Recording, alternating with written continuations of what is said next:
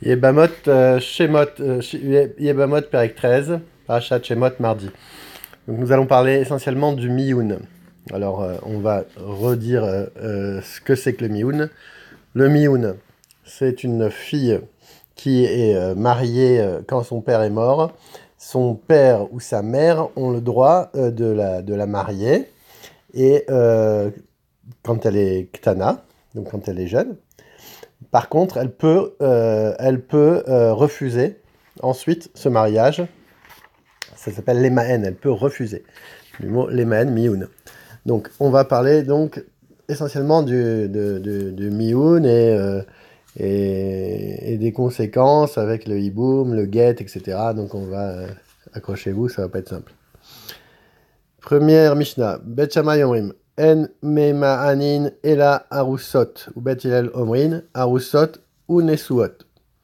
Alors, donc, d'après Bet Shammai, donc une femme, donc une jeune fille qui est donc orpheline de père, qui a été mariée par sa mère ou son père, elle peut recourir au miyun entre donc les kiddushin et les nisuin, donc entre les engagements matrimoniaux et les noces. Et, euh, et ça lui donne le pouvoir de refuser et d'annuler donc rétroactivement son mariage qui avait été décidé par son frère ou sa mère.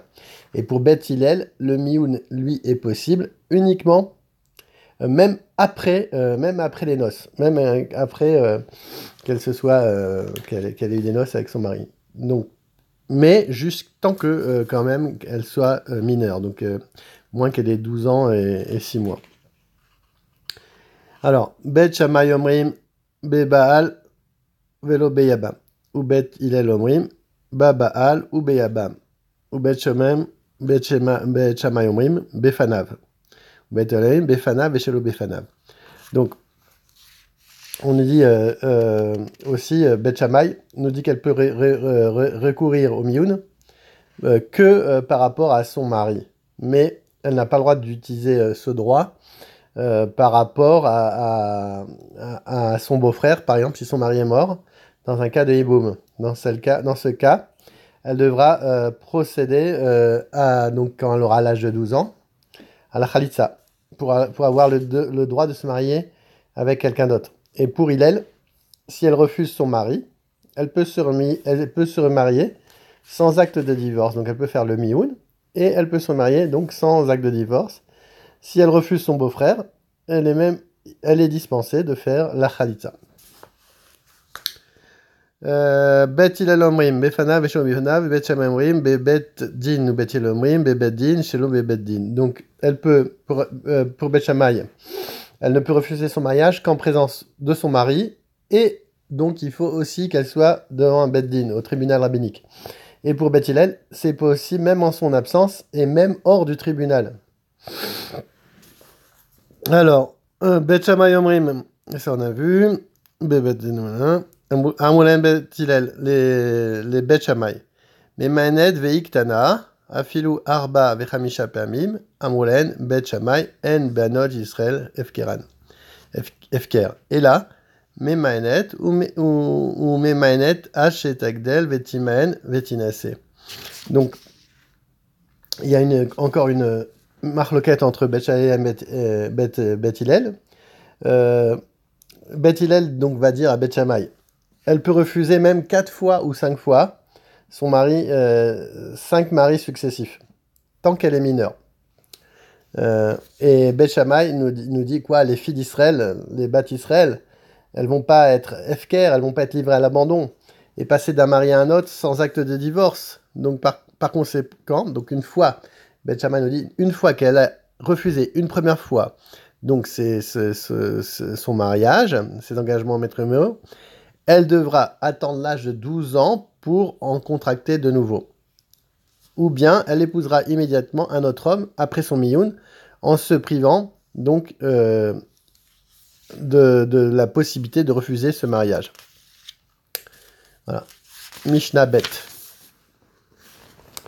Eino Eizo Iktana, Shetricha Lemaen, Kol She Isua Ima, Veachia Ledata, Vesua Shelo Ledata, Ena Tricha Lemaen.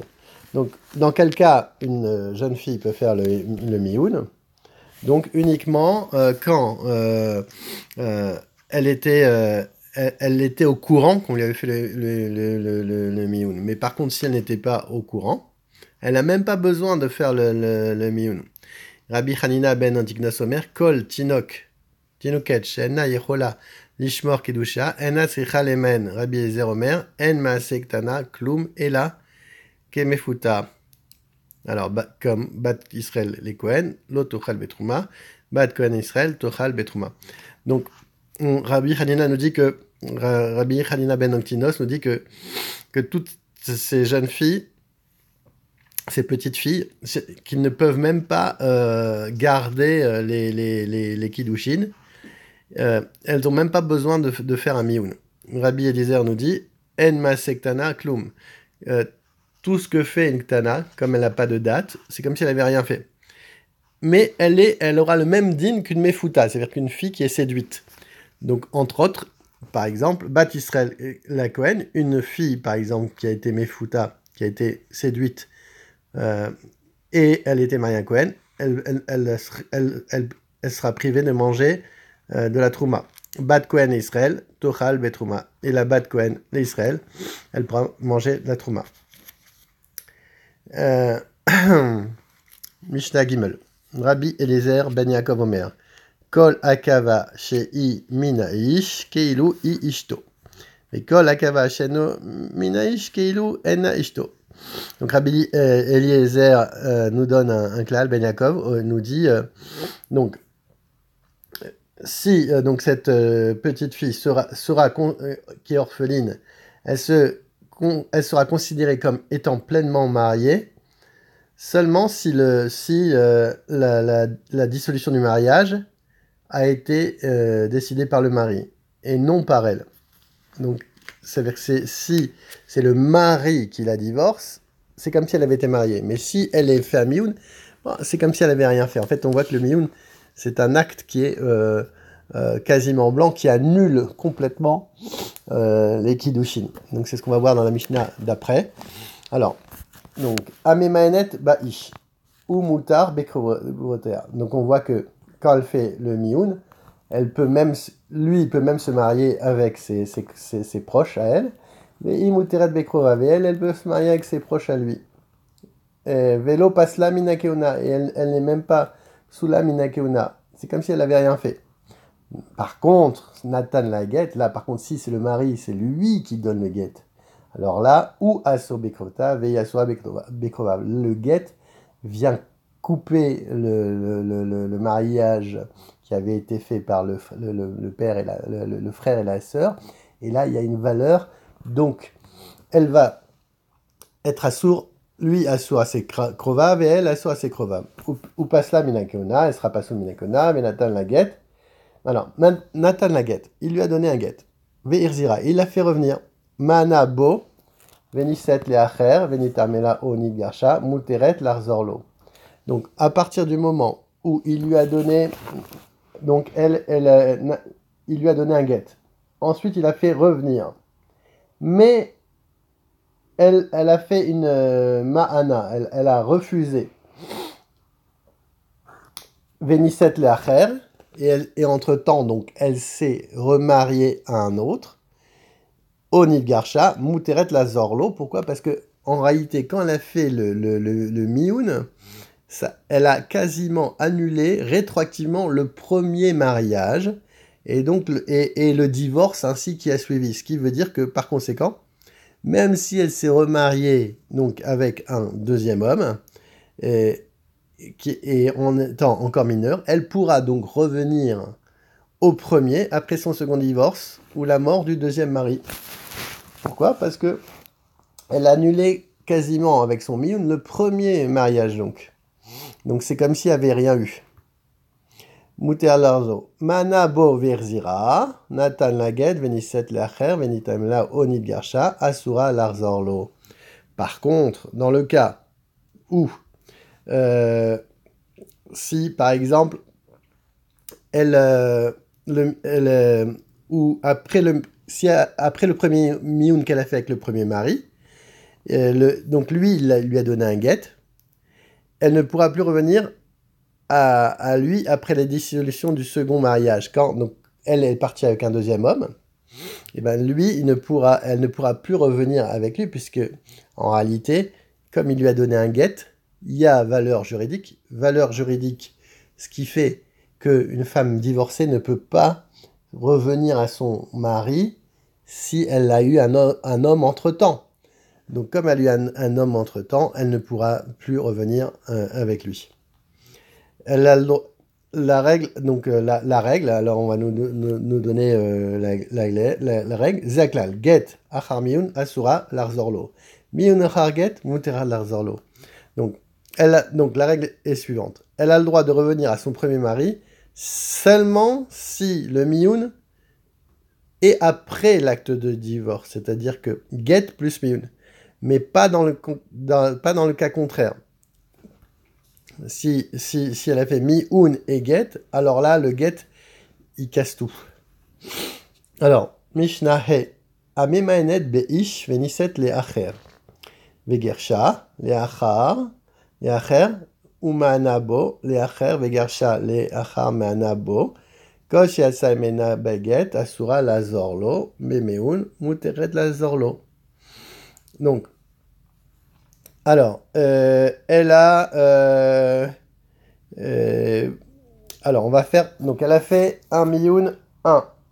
Ensuite, elle a eu un get 2. Elle a fait un miyun 3. Et ensuite, elle a eu un get 4. Donc, c'est le cas. Donc, une orpheline donc, qui a refusé à son premier mari. M1. Elle a épousé donc un deuxième homme. Et lui, il l'a répudié. Get 2. Ensuite, elle a refusé par la suite M3. Et ensuite, le quatrième l'a répudié. Get 4. Dans ce cas, donc, par rapport à la règle qu'on a vue dans la dernière Mishnah, elle peut revenir au premier ou au troisième. Qu'elle avait refusé, mais pas donc au deuxième ou au quatrième qu'il avait répudié. Donc, en l'occurrence, on va lui conférer le même statut qu'à toute autre femme divorcée qui, après son mariage, devient interdite à jamais à son premier mari. Comme on le sait, une femme qui divorce et qui se remarie et que son mari veut reprendre, il ne peut plus la reprendre. Pourquoi? Parce qu'elle a eu un autre mari entre-temps. Quant à son refus du troisième mari, il n'a pas le pouvoir d'annuler son divorce précédent. Mishnavav, Amegaresh et Taïcha. Verzira, Muteret le Yabem. Rabbi Eliezer Oser. Echen Amegaresh et Tayetoma. Verzira, Muteret le Yabam. Rabbi Eliezer Oser. Tana Sheisia Avia. Benigarsha. Keyetoma Bechayaav. Erzira, Divrei Akol Asura le Yabam. Donc celui qui a, il a fait des Girushin, il a divorcé sa femme, et ensuite il l'a fait revenir. Donc elle est Muteret le Yabam, donc c'est normal, tout va bien. S'il meurt, elle sera obligée de faire Yiboum. Rabbi Eliezer, Oser, non, il nous dit Rabbi Eliezer, non, pourquoi? Parce que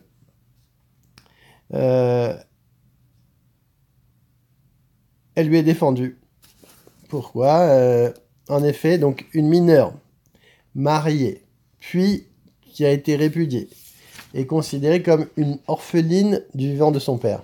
Donc, quand une fille elle est orpheline du vivant de son père, elle n'a plus, ce dernier donc n'a plus aucun droit sur elle. C'est fini, il ne peut plus la remarier. Donc c'est pour ça que Rabbi Eliezer Oser. Vechen Amegaresh et Yetoma, celui qui va divorcer une Yetoma, Virzira, Muteret le Yabam, Rabbi Eliezer Oser. Donc toujours la même chose. Ktana Sheisia via Nedgarsha.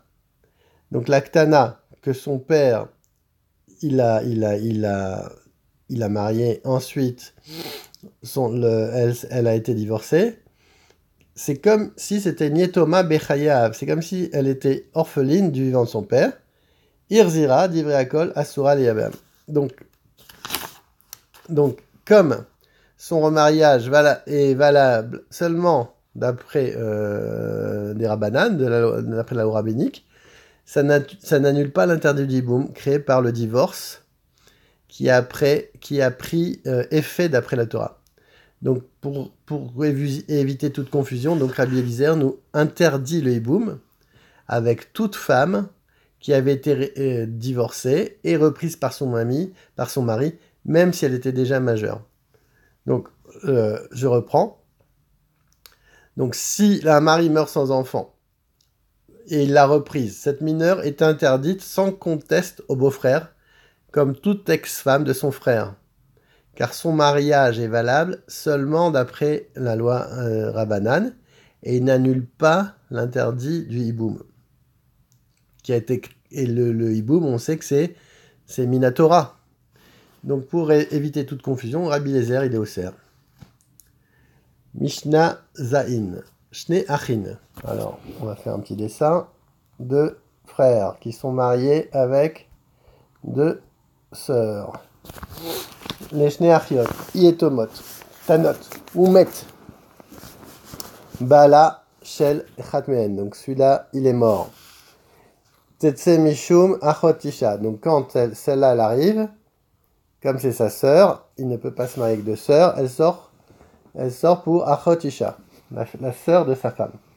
Echen Shte Chereshot, Gdolot, Gdola Uktana. Donc il y a une sourd-muette, Chereshot. Il y en a une qui est Gadol et une qui est Ktana. Med Baala Shel Ktana. Donc là, celui-là, il est mort. Mishum Achot Tetsem Aktana. Donc la Ktana qui arrive, elle arrive devant lui. Donc on a dit que c'était... elle arrive devant lui. Mishum Achot Isha. C'est pareil. Med Baala Shel Gdola. Maintenant c'est l'inverse, c'est lui qui est mort. Alors, c'est lui qui est mort. Rabbi Eliezer Omer, Melamdi d'un Taktana, c'était Menbo. On va demander à la Ktana, on va l'inciter à faire mioun avec le premier mari. Comme ça, le fait de l'inciter à faire mioun avec le premier mari nous permettra de dire qu'elle n'était pas mariée, donc qu'elle ne tombe pas en hiboum. Rabbi Eliezer Omer. Alors, Melamdin chez Aktana chez Temainbo. Et Rabban Gamliel Omer. Im Maana. Donc, si elle fait Meena. Donc, si elle fait le Mioun, l'Aktana. Donc, elle va casser ce lien. Veim Lav. Tamti Dan chez Tigdal. On va attendre qu'elle ait 12 ans. Et VTC, qu'elle soit Gdola, VTC Alazo, Mishum Achotisha. Et elle sortira, elle ne pourra pas tomber devant lui, puisque c'est deux sœurs, Mishum Achotisha.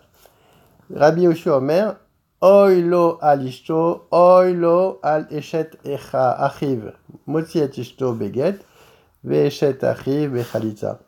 Rabbi Yoshua nous dit malheur à sa propre femme et malheur à la femme de son frère. Pourquoi ? Parce qu'il ne peut rien faire, en fait. D'après lui, le frère survivant doit répudier sa femme mineure, donc il va devoir la divorcer, celle-là. Et en plus, celle-là, malgré tout, la grande qui arrive, elle est quand même interdite, Mishu Achotisha, donc il ne pourra même pas faire Iboum ni avec celle-là, il est bloqué dans tous les sens. Il fera uniquement la khalitza avec celle-là et le divorce avec celle-là. Il n'a pas le droit de l'épouser dans le cadre du hiboum parce qu'elle est maintenant la sœur de la femme qu'il a répudiée. C'est Achot Grushato et il n'a pas le droit de la prendre. Donc il est bloqué dans tous les sens. Mishnah Chet. Mishéan Asu Lishte Yetomot Ktonot. Donc il y a deux filles. Une Ktana 1, une Ktana 2. Et va mettre Biata Ochalsa Shel Echat Mehen Poteret Sarata. Donc là, il y a la Tsara de celle-là. Et là, il y a la Tsara de celle-là. Tsara 2 et Tsara 1. D'accord ? Donc, alors, quand il va prendre, il va faire le hiboum avec l'une d'entre elles, il va poteret satsara. C'est la loi normale, il n'y a rien d'original. Poteret sarata. Vechen shte chereshot, pareil, si c'était deux, pas des ktanot, mais chereshot. Chereshot 1, chereshot 2.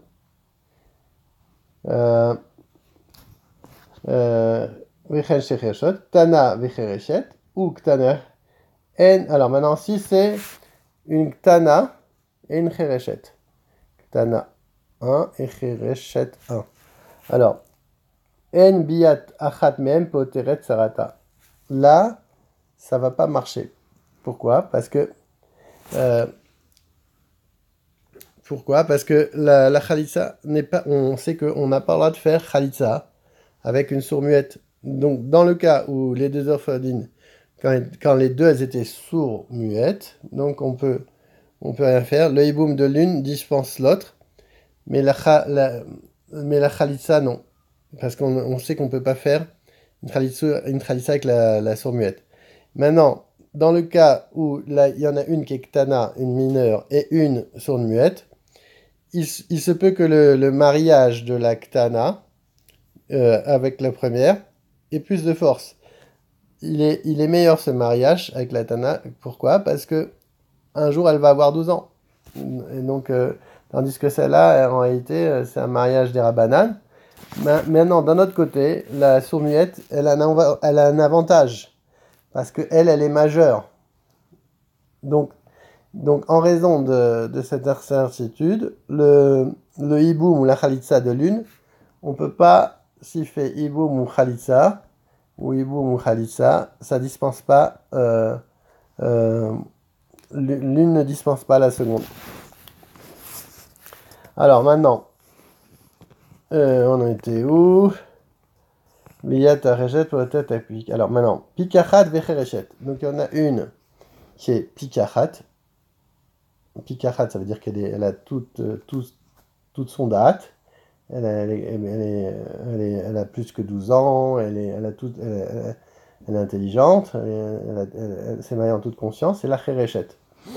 Donc là, c'est sûr que ce mariage, il prend largement le dessus. Donc,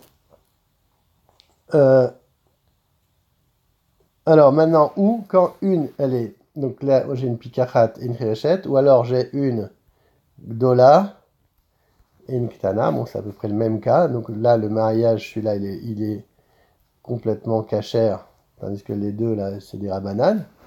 Le hiboum de la première, quand elle va faire le hiboum avec la bonne, avec celle qui est bien mariée, la pikachat ou la chareshet ou la gdola, il va dispenser, donc c'est un hiboum à part entière, donc il dispensera la chareshet et la ktana. Par contre, s'il fait hiboum avec la chareshet et la ktana, c'est bancal, donc on ne va pas rendre patour la pikachat et la gdola. 9e Mishnah. Mishéaya Nasu Lishte Yetomot Ktanot. Lamet. Donc lui, il est marié avec deux Yetomot Ktanot. Donc c'est deux Ktanot. Ktana 1, Ktana 2. Vamet. Donc lui, il meurt. Ba Yaba Malarishona. Donc le frère, il vient sur la première. Non, on va le mettre de ce côté, ce sera plus simple. Voilà. Lui, il va venir, il va faire les booms avec la première. Vechazar ou la shnia. Et ensuite, après, il va sur la deuxième. Alors, O sheba achiva la shnia, lo passa le tarishona, vechen shte chereshot. Alors, donc il va pas rendre pasoul la rishona. Pourquoi? Parce que de deux choses l'une. Soit la première donc, relation qu'il a eue, elle a vraiment valeur de hiboum. Donc, les rapports avec la seconde, donc, quand il aura un rapport avec la deuxième, quand il a fait le I1, le I2, ça sera un acte de prostitution, c'est un acte de snout, puisque il a fait le hiboum avec la première. Soit, il y avait la relation avec la première, il ne va pas pouvoir la prendre puisqu'elle est Ktana. Alors, c'est un acte blanc. Donc il s'avère qu'elle n'a jamais été mariée et qu'elle n'était donc pas, elle n'était pas astreinte au hiboum puisque ce lien-là, il était déjà bancal. Donc, c'est comme si elle avait été jamais mariée, il a été même pas astreinte au hiboum. Donc de deux choses l'une, que ce soit il ait pris la première ou la deuxième, il y a pas de problème. Alors on va faire le même raisonnement ensuite avec Vechenchte Chereshot. Pareil, donc que ce soit Ktana, Ktana 2, Chereshet 1, Chereshet 2, Ktana, Vechereshet, ou... alors, maintenant Ktana, Vechereshet, ou Ktana 1 et Chereshet 1, Ba, Yabam à la Ktana, il est venu avec la Ktana, donc on va faire de deux choses, le raisonnement, Vechazaba, et après ensuite il a fait le Hiboum avec la Chereshet, il a eu un acte avec la deuxième, O Sheba arrive à la Charechet, ou c'est un des frères qui est venu avec la Charechet, Lo Passal et Aktana. Il va pas pouvoir faire, il rend pas sous l'Aktana. Ba Yabam à la Charechet, Vechazar Ba à l'Aktana, O Sheba arrive à l'Aktana, Passal et Charechet. Donc par rapport au même raisonnement qu'on a vu là tout à l'heure, dans le Mimanafchar, de deux choses l'une, dans le cas donc, où l'une des veuves est mineure et l'autre sourd-muette, si les deux beaux-frères s'unissent d'abord à la première, puis lui-même ou son frère ont des rapports avec la seconde, il peut rester donc avec la première. C'était le Mimanafchar. En revanche, dans le cas où il s'est d'abord uni, il a commencé par la Charechet. Il a fait Iboum 1 avec elle. Et elle lui devient interdite si lui-même ou son beau-frère ils ont un des rapports avec l'Aktana. Car celle-ci est peut-être sa femme, parce que peut-être que l'Aktana, c'est sa femme à part entière. Et alors que l'union avec la surmuette n'est peut-être pas considérée comme un bon mariage. La Khéréchet, c'est peut-être, quand il a fait les booms, c'est comme si c'était peut-être un acte blanc. Alors il se peut que l'Aktana, ce soit un bon acte. Et donc, alors donc il va être... elle va lui devenir, la Kharechet va lui devenir interdite. Alors, dixième Mishnah, Pikachat vechereshet. Pikachat vechereshet. Uba yabam à la Pikachat. Donc il est venu, il a fait un bon hiboum avec la Pikachat. Vechazar ba la Charechet. Ensuite il est parti avec la Charechet. C'est un chet, hein. Il est parti avec la Charechet hiboum 2. Vechazar ba la Charechet. O sheba echava la Charechet. Lo passal et à Pikachat. Non, le hiboum qu'il a fait, il est parfait. C'est lo passal et Charechet. Uba yaba ma la Charechet. Maintenant, s'il a commencé par la Charechet, Vechazar ba à la Pikachat, O sheba achev à la Pikachat, passal et Charechet. Par contre, là, on va rendre possède la Charechet. Pourquoi? Parce que on sait qu'il l'a rendu interdite à lui-même. Pourquoi? Parce que c'est un rapport il y a forcément un rapport de Znout. Et donc quand il va prendre la I2, quand il va faire la Iboum avec la Pikarat, il va s'interdire de la Réchette parce que c'était un rapport de Znout. Yud Aleph, Mishnah 11, Gdola, Uktana, donc une Gadol, une Ktana, Uba Yaba Malagdola. Donc là c'est pareil, il va avec l'Agdola, c'est parfait, le Iboum il est top. Vechazar Uba Laktana, ensuite il fait I1, ensuite il va faire un Iboum 2. O Sheba arrive à la Ktana, Lo Passal et Agdola. Donc le Iboum 1 il est parfait, et on ne va pas rendre pas sous l'Agdola. Bayabam à la Ktana, maintenant on va faire l'inverse. Bon, il commence par le I1, et ensuite il fait I2. Vechazar Uba l'Agdola, O Sheba arrive à l'Agdola, Passal et Ktana. Là il va rendre pas sous la Ktana. Pourquoi? Parce que, comme on l'a vu tout à l'heure, c'est une biat znout. Rabbi Eliezer Omer, Melamdi Naktana chez Temaen Bo. Non, c'est mieux d'apprendre à la Ktana, de faire Mioun, et ce sera plus simple. Ça nous résoudra tous les problèmes. Mishnah Yudbet. Yabam Katan Sheba Al Yebama Ktana. Donc maintenant, c'est un Yabam Katan qui a 9 ans. Il va, donc c'est un homme, il va avec une Yebanma qui a 3 ans. Qui a plus que 3 ans. Et lui, il a plus que 9 ans. Igdelzu Mze, donc on va les faire grandir et on va attendre qu'il soit majeur. Baal Yebama Gdola. Maintenant, lui, il avait 9 ans. Il est parti avec une Gdola, c'est-à-dire qu'il a plus que 12 ans. Et plus. Tit Gadlou, on attend qu'il grandisse. À Yebarama Shamra Betor Shloshim Yom. Maintenant, lui, la Yebama dit pendant les 30 premiers jours, elle dit Lo, Nidbaldi, mon mari n'a eu aucun rapport avec moi. Kofi Noto Shiarloslo. On va croire qu'il ment. Lui dit non, moi j'ai eu un rapport, on sait sûr qu'il n'a pas eu de rapport. Lui, il n'a pas eu de rapport, pourquoi? Parce qu'il avait honte de faire la Khalitsa, c'est un acte dénigrant, donc il n'a pas voulu faire la Khalitsa, il a quand même pris chez lui, mais il ne voulait pas faire la Khalitsa. Donc il s'est dégagé de la Khalitsa, on le force à la faire Khalitsa. L'Iachar Shoshim Yom, maintenant, après 30 jours, c'est évident qu'il a eu un rapport, mais Vakshin et Mena Shiachlosla. On va lui demander de faire la Khalitsa. Ou Bisman chez Umode. Maintenant, lui, il dit non, c'est vrai, j'ai pas eu de rapport. La filou achar shnaim asar chodesh, même après 12 mois. Kofin oto chez Arlosla, on va le forcer à faire la Khalitsa. 13e Mishnah. Anoder an'a meyebama. Bechaye bala. Kofin oto chez Arlosla. Leachar mita bala mevakshin emeno chez Arlosla. Ve'im nitkavna lekach afilou bechayal bala mevakshin chez Arlosla. Donc si une femme, donc elle était engagée donc par un vœu, elle a fait un vœu du vivant de son mari, et elle disait, moi je ne veux avoir aucune an'a, aucune jouissance de mon beau-frère. On va obliger donc le beau-frère à faire la khalitsa. Et maintenant, si elle a pris cet engagement après la mort du mari ou du vivant de ce dernier, mais avec donc quand elle a fait ça, c'est pour se soustraire au hiboum. Donc on va demander au beau-frère de procéder à la khalitsa. Mais on ne peut l'y contraindre puisqu'elle a fait sciemment obstacle à leur union. Bonne journée.